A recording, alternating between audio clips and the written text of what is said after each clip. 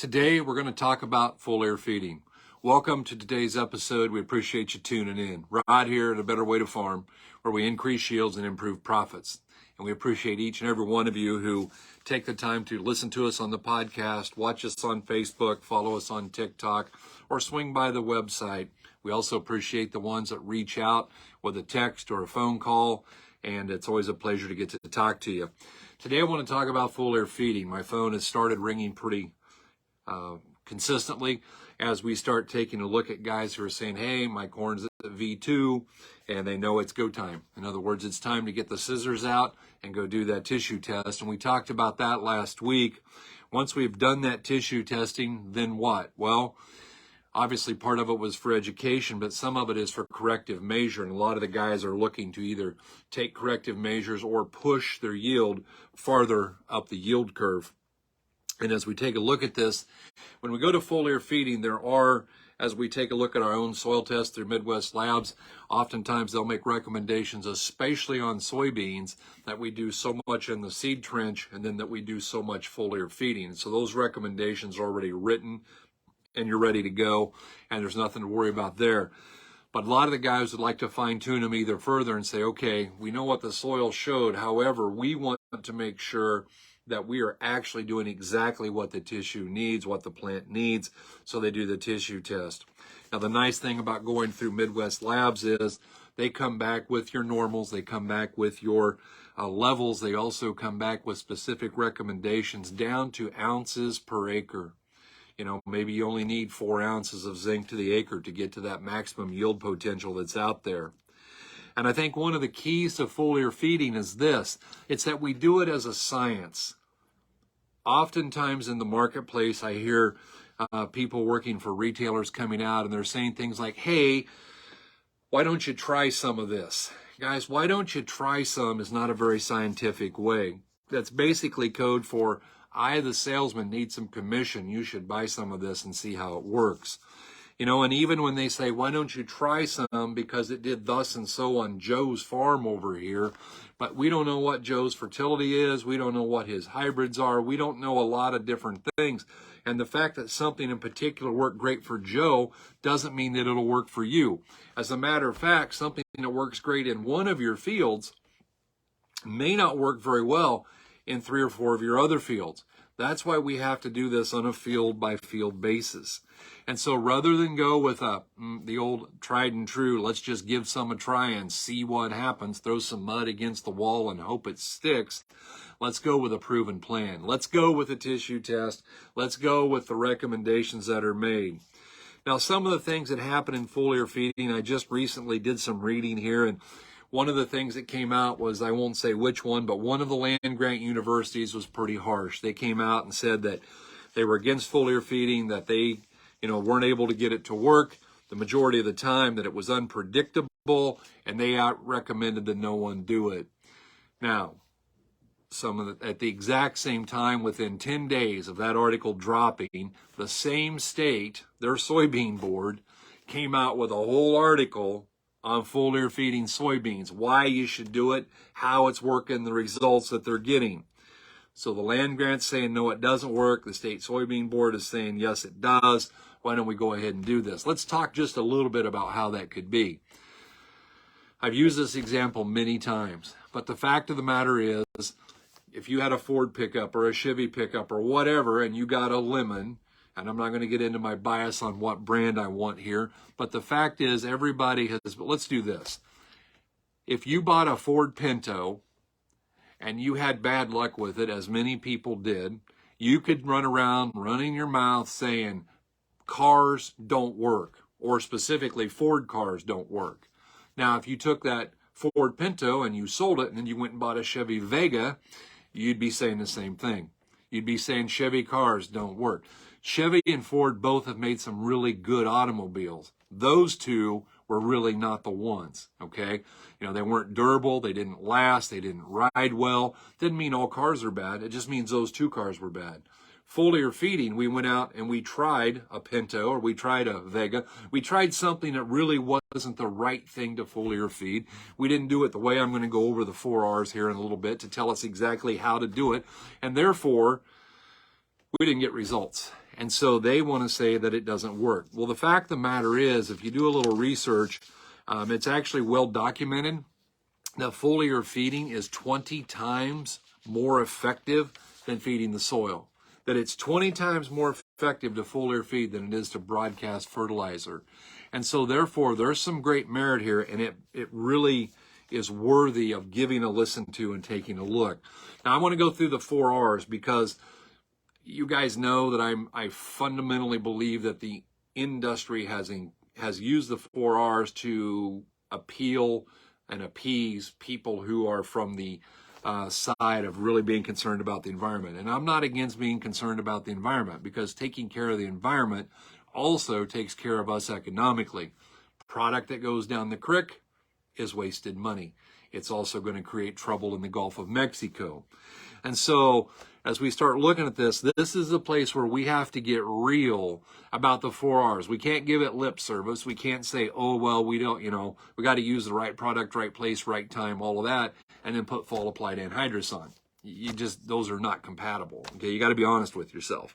And so when we start looking at the first R here, we're going to look at the right source, or we're going to look at the right product. Now, let me open with this, because personally, I am opposed to foliar feeding sulfur. We have a 318-18 that we row place as a starter. We mix a gallon of potassium thiosulfate with it, and it makes a 215-19 3S. Fantastic product to row place. I really love that product. Great results. However, when it comes time to foliar feed, and I just had this conversation with a good friend of mine that lives about 25 miles south of me here. He was just ready to start foliar feeding, and he had heads already out on his wheat. And I said, well, the Feast XL, the 26% is the product that you really want. And he said, we're going today. We don't have any. And I said, okay, well, 318-18 will work. And he said, we don't have that either. We've got 215-19 3. And I was like, don't do it, because we get phytotoxicity there, and that is not what we want. We don't like foliar feeding sulfur. I think there's a lot of other ways to do it. We can row place the 215-19 3. We can wide drop it with some of the potassium sulfate. We can use ammonium sulfate. We can use ammonium thiosulfate, but we should not be foliar feeding sulfur. It's just too big of a risk, in my opinion. Now, we start looking about the source or the products. Obviously, we can go to Dr. Google, and it's always interesting to see what is said there. Of course, there's a bunch of ads from companies who are trying to get into the foliar feeding market. They believe that, there's money to be made here, and so they've come up with products that, they're not very well versed in this, but they've got something they'd like to sell you, and that makes me a little nervous. But that didn't bother me near as much as some of the other things that I read. I got to reading on there, and it talked about, there were multiple authors that were talking about each of us should just go build our own foliar feed fertilizer. That somehow we're going to mix up some 1846-0 and we're going to get it into a liquid and we're going to go foliar feed that. Guys, that is wrong on so many levels. So many levels. Number one, when we're foliar feeding, we cannot have heavy metals in there. It just isn't going to work. Number two, we got to make sure what we're doing isn't causing burn. If we're building our own, we don't have probably the ability to test the quality of the raw materials. Now, the next thing that this particular author said was, after you've built your own, why don't you go ahead and put some dish soap in it? Now, his idea is that you need a surfactant, and dish soap, you can make the case that it can be kind of a low grade, if you will, surfactant. That is not the right one. We do need a surfactant, and I'm going to talk about that, but it has to be a NIS or non-ionic surfactant. Another article went on to talk about, this guy was saying, it's easy. You just go take urea and you mix it up and you get it in a liquid and you go foliar feed that. That is not a good idea unless you'd really like to burn your crop. It's going to cause a bunch of burn. That is not what we're after. We do have a product I'm going to talk about when it comes to the right time, but we have a 26% triazone nitrogen built to be applied at R2. It goes with fungicide very nicely, and it is low burn. It doesn't create burn. But we're looking at the right source or the right product. We've got to take into account, years ago we thought all of the nutrients that were applied foliar went in through the stomata, and the reality is now they're figuring out that actually it goes in through the cuticle. That's very important because we have to understand that a cuticle is a very small pore. I'm going to try to put this in perspective so we understand exactly what it does look like. The cuticle that the fertilizer has to go through to go into the plant is less than 1 nanometer, okay? Now, just so we understand what that is, a nanometer is 1/1 trillionth of a meter. It's very small. So a pore that has the diameter of 1/1 trillionth of a meter is how we're going to take this in. Put that in perspective. A sheet of paper, this sheet of paper right here, the thickness of this sheet is 100,000 nanometers. So that means that that pore that I'm going to put that fertilizer in through is 1/1000th of this thickness. That's the diameter of that pore. And so we've really got to make sure we're getting the right product there, or it's not going to go in, because it's very critical to understand that. Urea and water, not a good choice. It's not going to go in very well. It's going to cause a lot of burn. You know, it's funny because getting the right product has to do with the stage that we're in. You know, our first window that we like to foliar feed the corn and the beans at is somewhere between V3 and V5. That's why the guys are tissue testing a V2, getting them sent in so they can get their product in and get it to go. So V3 to V5. And guys, that is not a time to be putting on 26% or any kind of heavy nitrogen. It's the time to be using a 3-18-18 or a 9-18-9. V8, same thing. We need a complete NPK, guys, because a lot of foliar feeding to be successful is going to be based upon using exactly the right micronutrients and exactly the right secondary nutrients, and those have been shown to go into the plant way better in the presence of an NPK. So something that has no phosphorus or no potassium is not a good carrier to get the micros, the zinc, the manganese, the boron, the copper, whatever it might, the iron, whatever it is that you're needing to put in there. And so we've got to make sure we're choosing the right source. We have to have the right product. It's got to be totally pure. 0 detectable heavy metals. Those are going to work against us. And we have got to make sure we're not doing that. Heavy metals disrupt DNA anyway. We know that. And we don't want to disrupt the DNA of the plant. So we want to make sure we're using the right product in order to get the best results.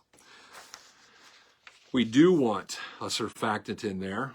And it's got to be a non-ionic surfactant. We have the best product that I have ever seen in my life in 31 years. No one has anything that's even remotely close to it. This has been studied by kids in science fairs. It's been studied throughout the industry. It's been observed in the field on thousands of opportunities to look there. And what does it do? Number one, it makes what we apply stick to the plant. And number two, this particular surfactant, what it does is once we get the product on the leaf, it doesn't run, it spreads. So just imagine you have a drop of water and you put this surfactant, a little bitty touch of this surfactant on there, and that drop of water will just absolutely dissipate and run all over the place and spread out. And so that's what we're looking for when we do that.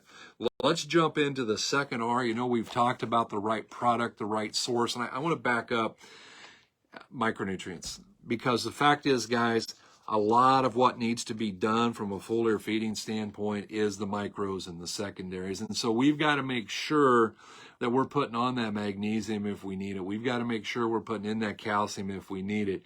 We got to make sure we're doing zinc or iron or whatever. And every one of those, it is imperative that, number one, they be chelated. That's part of the right product. And I have a test right here in front of me that I showed last week, I think it was.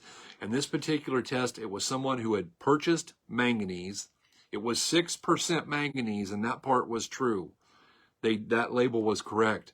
But when they sent it in to check for the percentage of chelation, 94% of the manganese in that jug was not chelated. That means it was not protected. That means it was not holding the charge, because we have to hold the correct electrical charge in order to make sure that that nutrient gets sucked into the plant instead of repelled. As you guys know, charge is very important, and two like charges are going to repel each other. And so if we have manganese or zinc or whatever it might be that isn't chelated, there's a repelling effect that takes grab there. And we want to make sure that we're not doing that. And so getting a nutrient in there that is the right charge, it's 100% chelated, that has 0 heavy metals in it, is paramount to being successful. So that's why it's important to get the right source or the right product, if you will. Let's talk about the right rate. You know, if you guys have heard me talk before, you know that I'm very adamant that I want a low volume and I want a very high pressure. In particular on our product, on the fertilizer and the micros together, we're looking at somewhere between 2 and 3 gallon. I'm very uncomfortable to cross over that 3 gallon threshold. One, I don't think there's bang for your buck. 2, you run the risk of getting burned, and burn always sets back yield. That's the volume or the rate of the fertilizer and the nutrients. But what are we going to put in there for a carrier? Well, when we're doing the 2600 trizone at R2, it is the carrier. Most of the guys are putting on 2 gallon of that with a drone or an airplane along with their fungicide, and that is the whole carrier. Now, when we're getting into the 318-18 and the micros at V3 to V5 and then again at V8, what are we talking about here?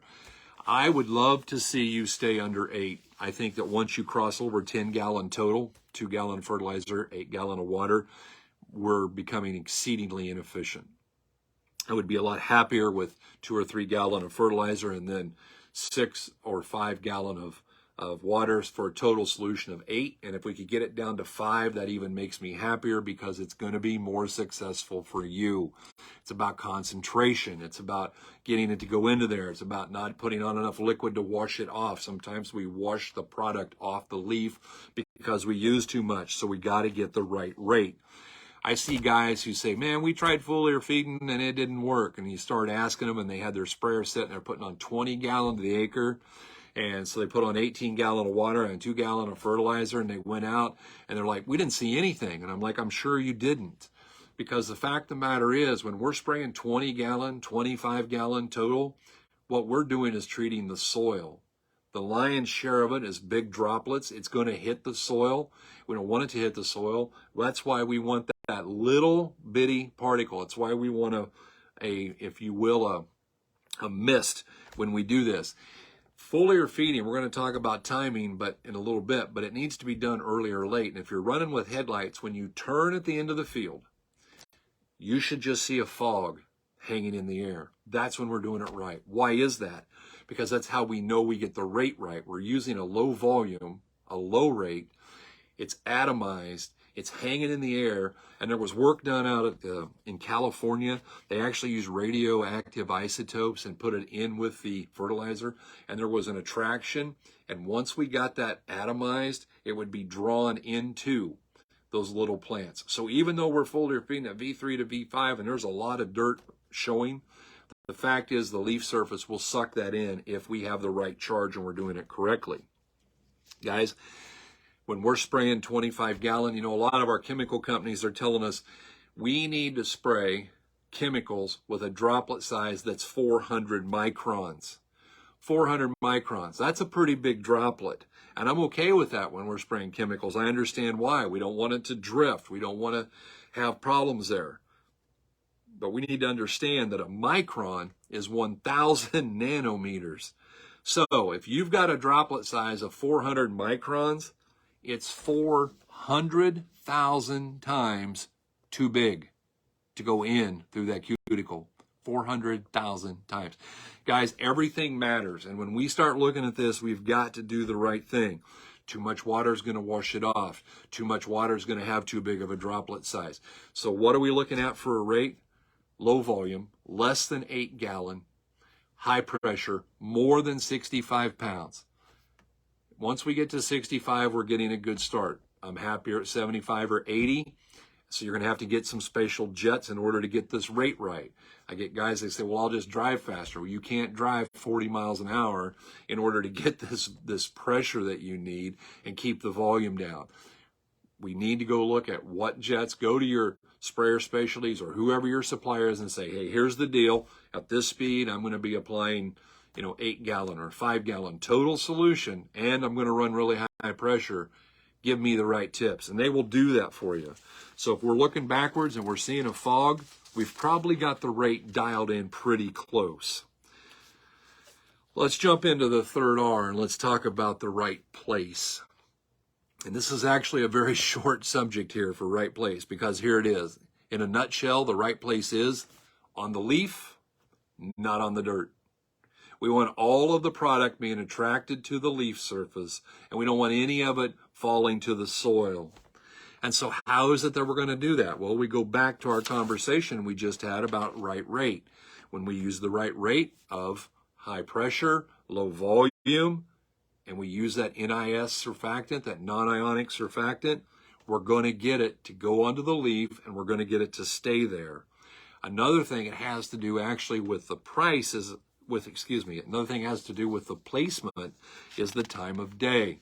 And we're going to talk about the timing here in a little bit, but all of these things work together. I'm not trying to be redundant, but there's an overlap. When we do one thing right, the other one is correct. And if we do one thing wrong, it may impact 2 or 3 of the other 4 R's, and all of a sudden, it's not working. I have a friend and he says, life is pretty easy. Figure out how it works and get on the right side of it.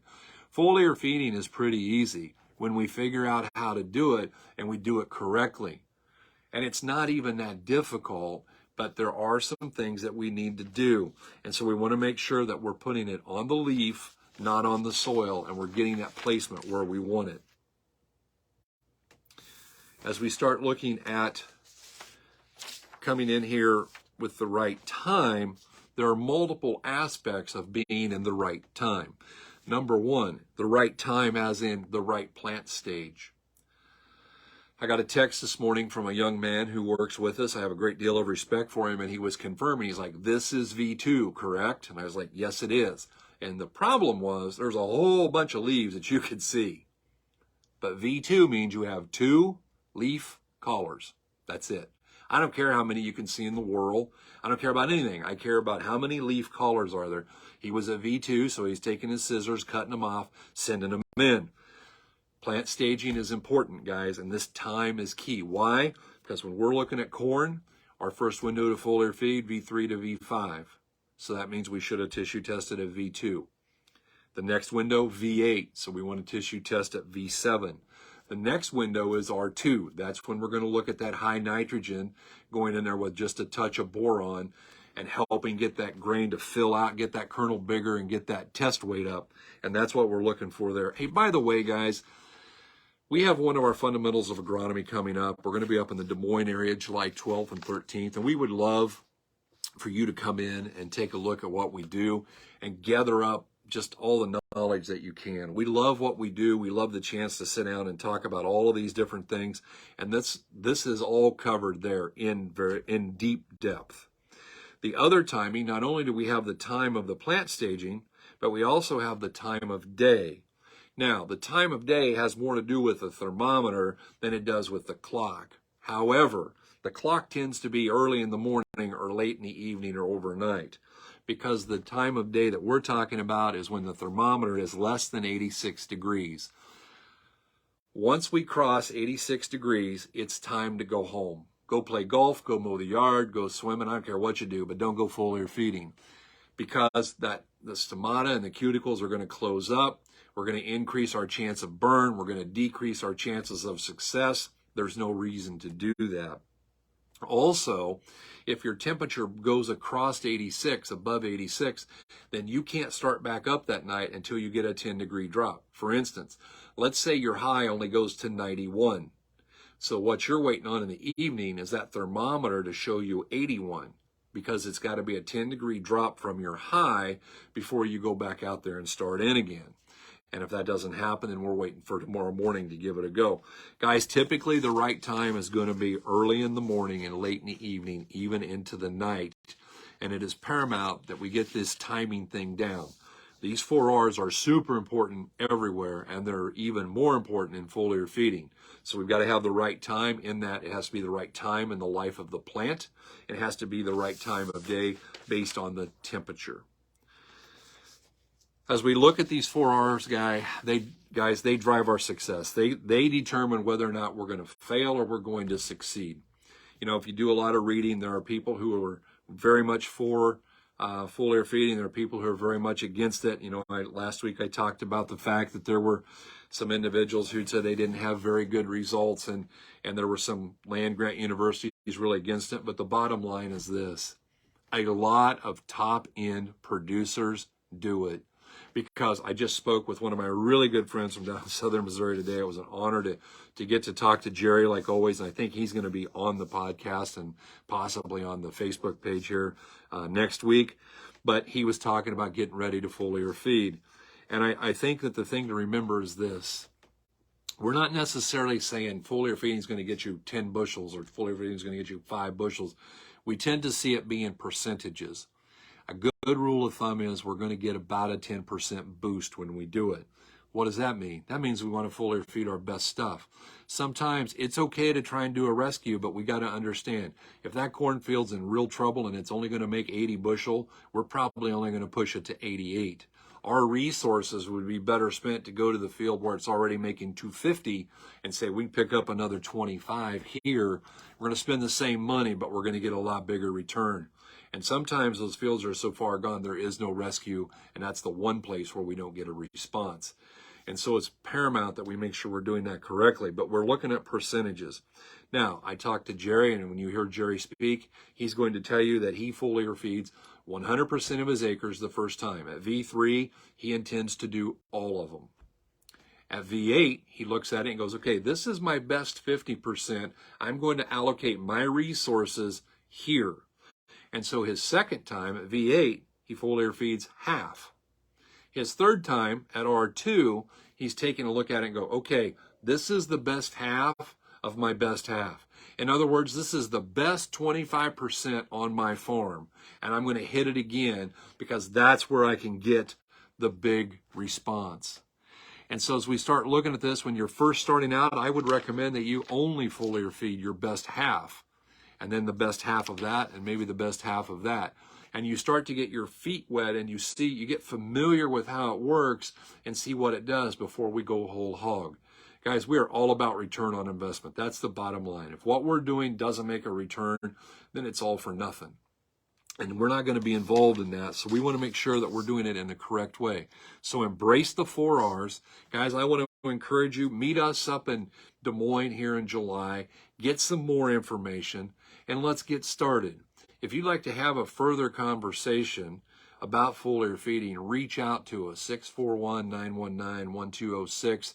You can send us a message. You can give us a phone call. You can send us a message on the Facebook page or on the TikTok page, and we would love to talk to you. Guys, it's a pleasure to get to talk with you. We would appreciate it. You find value in what we do, give us a rating. You find value in what we do, share it with a friend. Tag a friend, let them know what's going on. If you're only on Facebook, could we encourage you to go to the podcast? If you're only on the podcast, we encourage you to go to Facebook. Either one, type in A Better Way to Farm, and you're going to find us. And so we would look forward to that. But we appreciate you tuning in. We look forward to bringing you some great information. We hope you're having the best growing season ever. And we always hope you guys are having a better day.